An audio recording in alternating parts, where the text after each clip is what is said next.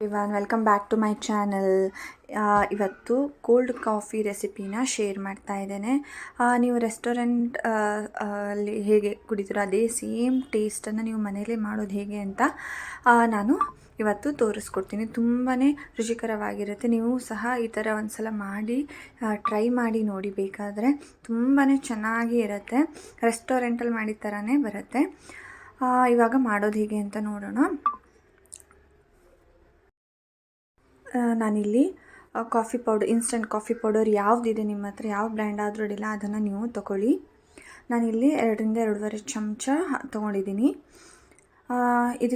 ಇದನ್ನು ಇವಾಗ ಚೆನ್ನಾಗಿ ಮಿಕ್ಸ್ ಮಾಡಬೇಕು. ಇದನ್ನು ಮಿಕ್ಸ್ ಮಾಡೋದು ಹೇಗೆ ಅಂತ ನಾನು ತೋರಿಸ್ಕೊಡ್ತೇನೆ. ಇಲ್ಲಿ ನೋಡಿ, ಅರ್ಧ ಚಮಚ ನಾನು ನೀರನ್ನು ಇದಕ್ಕೆ ಹಾಕ್ಕೊಂಡಿದ್ದೀನಿ. ಸ್ವಲ್ಪ ಮಿಕ್ಸ್ ಮಾಡಿದ್ದೀನಿ. ಹಾಗೆ ಇದಕ್ಕೆ ನಾನು 2-3 ಚಮಚ ಸಕ್ಕರೆಯನ್ನು ಹಾಕ್ಕೊಳ್ತಾ ಇದ್ದೇನೆ. ಇವಾಗ ಇದನ್ನು ಚೆನ್ನಾಗಿ ಮಿಕ್ಸ್ ಮಾಡಬೇಕು.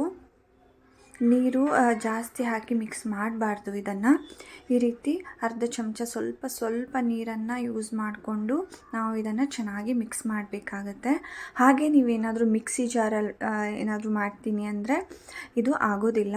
ನೀವು ಈ ಥರ ಲೋಟದಲ್ಲೇ ಮಾಡಬೇಕು. ಇಲ್ಲ ಅಂತ ಅಂದರೆ ನಿಮ್ಮ ಹತ್ರ ಹ್ಯಾಂಡಿ ಬ್ಲೆಂಡರ್ ಏನಾದರೂ ಇದ್ದರೆ ಅದರಲ್ಲಿ ನೀವು ಮಾಡ್ಕೋಬಹುದು. ನೋಡಿ ಇವಾಗ ಎಷ್ಟು ಚೆನ್ನಾಗಿ ಮಿಕ್ಸ್ ಆಗಿದೆ ಅಂತ.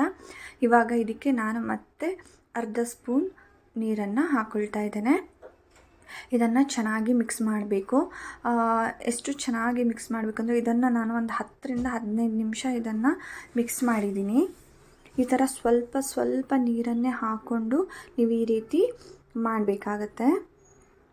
ಇದರಲ್ಲಿರೋ ಸಕ್ಕರೆ ಎಲ್ಲ ಏನಿದೆ ಅದೆಲ್ಲ ಕರಗಿ ಬರಬೇಕು. ಇವಾಗ ಸ್ವಲ್ಪ ಸಕ್ಕರೆ ಕಾಣಿಸ್ತಿದೆ ಅಲ್ವಾ, ನೋಡ್ಬೋದು. ಇನ್ನೂ ತನಕ ಸಕ್ಕರೆ ಎಲ್ಲ ಏನೂ ಕರಗಿಲ್ಲ. ನೀವು ಇದನ್ನು ಚೆನ್ನಾಗಿ ಮಿಕ್ಸ್ ಮಾಡಬೇಕು. ಈ ರೀತಿಯೇ ಚೆನ್ನಾಗಿ ಮಿಕ್ಸ್ ಮಾಡಬೇಕು. ಈ ರೀತಿ ಚೆನ್ನಾಗಿ ಮಿಕ್ಸ್ ಮಾಡಿ ನೋಡಿ. ಇವಾಗ ಕನ್ಸಿಸ್ಟೆನ್ಸಿ ಈ ರೀತಿ ಬಂದಿದೆ.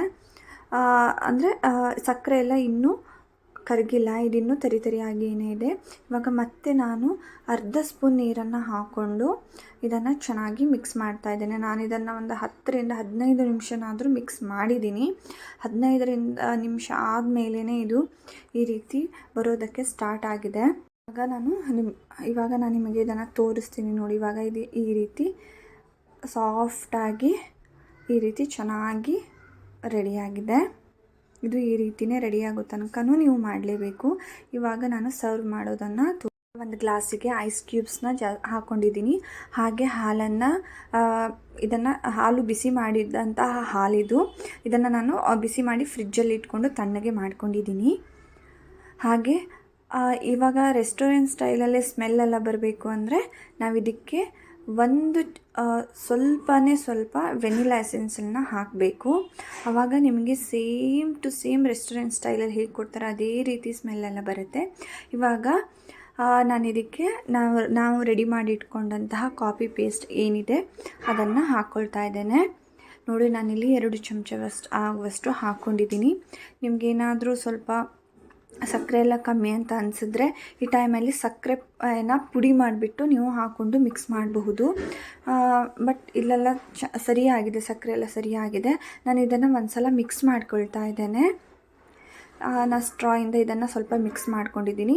ಇವಾಗ ಗಾರ್ನಿಷಿಂಗಿಗೆ ನಾನೆಲ್ಲ ಸ್ವಲ್ಪ ಮೇಲ್ಗಡೆಗೆ ಮತ್ತು ಏನು ಕಾಫಿ ಮಿಕ್ಸಿಂಗ್ ಇದೆ ಅದನ್ನು ಕಾಫಿ ಪೇಸ್ಟನ್ನು ಹಾಕ್ಕೊಳ್ತಾ ಇದ್ದೇನೆ. ನೀವು ಈ ಟೈಮಲ್ಲಿ ಒಂದು ವೆನಿಲಾ ಐಸ್ ಕ್ರೀಮನ್ನು ಸಹ ಇದಕ್ಕೆ ಆ್ಯಡ್ ಮಾಡ್ಕೋಬೋದು, ಆದರೆ ಅದನ್ನು ಮಿಕ್ಸ್ ಮಾಡಬಾರ್ದು. ಹಾಗೆ ಇದ್ರ ಮೇಲ್ಗಡೆ ನಾನು ಸ್ವಲ್ಪ ಕಾಫಿ ಪೌಡರನ್ನು ಉದುರಿಸ್ಕೊಳ್ತಾ ಇದ್ದೇನೆ. ಹಾಗೆ ಸ್ವಲ್ಪ ಮಿಕ್ಸ್ ಮಾಡಿ, ಐಸ್ ಕ್ರೀಮ್ ಹಾಕಿದ್ರೆ ಸ್ವಲ್ಪನೇ ಮಿಕ್ಸ್ ಮಾಡಿ ನೀವು ಅದನ್ನು ಕುಡಿಬಹುದು. ಆಗ ತುಂಬಾ ಇನ್ನೂ ಚೆನ್ನಾಗಿ ಟೇಸ್ಟ್ ಬರುತ್ತೆ. ಇವಾಗ ಕೋಲ್ಡ್ ಕಾಫಿ ರೆಡಿಯಾಗಿದೆ. ಬೇಕಾದರೆ ಸ್ವಲ್ಪ ಕೋಕೋ ಪೌಡರನ್ನು ಸ್ವಲ್ಪ ಹಾಕ್ಕೊಳ್ಬಹುದು ಹಾಲು ಹಾಕೋ ಟೈಮಲ್ಲಿ, ಅದು ತುಂಬಾ ಚೆನ್ನಾಗಿರುತ್ತೆ. ಇವಾಗ ಕೋಲ್ಡ್ ಕಾಫಿ ರೆಡಿಯಾಗಿದೆ. Thank you for watching. Please subscribe to my channel. Thank you.